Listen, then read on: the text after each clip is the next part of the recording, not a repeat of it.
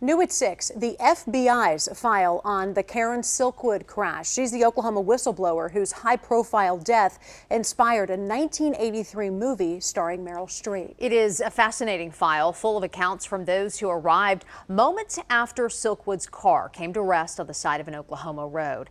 At 5, we introduce you to David Burnham, the New York Times journalist set to meet her that night, but she never made it. And Burnham broke his silence for the first time in nearly 50 years. And it's possible that someone came up and hit him, maybe hit the back of the car to scare her and, got out of hand and killed her. I have no evidence of that, of course. That's just sort of speculation on my part. The official report says it was just a single car accident fueled by sleeping medication. That report first coming from the Highway Patrol and the medical examiner. We have since learned the FBI investigated that crash as well. And their full report marked classified until more than 10 years after Silkwood's death. KOCO obtaining a copy just days ago. Evan Onstad is joining us here now with that part of the investigation, Evan. Yeah, guys, this file is nearly 600 pages. It includes scene pictures, accident diagrams. It has statements from those who arrived at the crash scene. Some of it is still redacted, even nearly 50 years later. But the file does give us insight into what investigators were looking for after the 1974 crash. The FBI investigation sparked by this telegram. It was sent by the Oil, Chemical, and Atomic Workers Union just days after Silkwood died. The telegram claimed that a private investigator found, quote, evidence to suggest that Miss Silkwood's car was hit from behind by another vehicle, causing her to leave the road and hit the concrete culvert.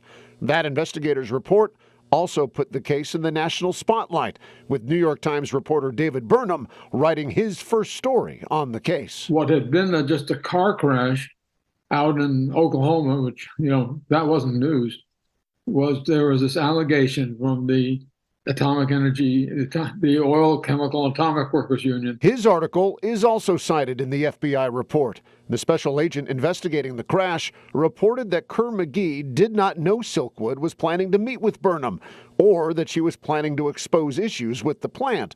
Those notes appear to track with what Burnham concluded. I decided, after all, that the idea that Kerr McGee executives would plot this just seemed unlikely. There are also many notes about those mysterious files Silkwood allegedly had with her the night of the crash, some claiming that she had notes with her to expose issues with the plant.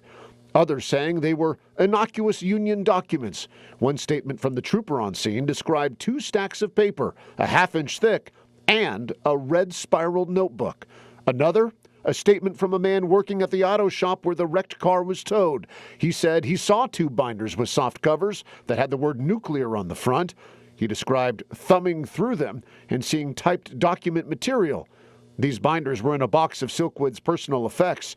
By the time Silkwood's boyfriend was able to collect it, he says the specific papers he was looking for were not there, and there was no spiral notebook. KOCO reports were also cited in the files, including a note about someone questioning a nearby gas station attendant about the reenactment seen here, and concerns that the roadway was repaved after the crash.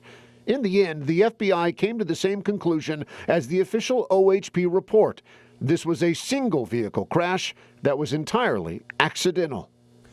And David Burnham, the reporter, told us that he wanted to talk for the first time as he approaches 90 years old, because he says he didn't want his story about that night to die with him. He wanted to share it with us. And since our 5 o'clock story has aired, and there's always been really a lot of interest on this case, we know you at home have connections to the Karen Silkwood case. We've already been hearing from some of you, and you have stories that you want to share about this. So we would like to invite you to email us, web@koco.com, with any tips you might have. We're also posting in-depth information on the stories you've seen this evening on our website, koco.com.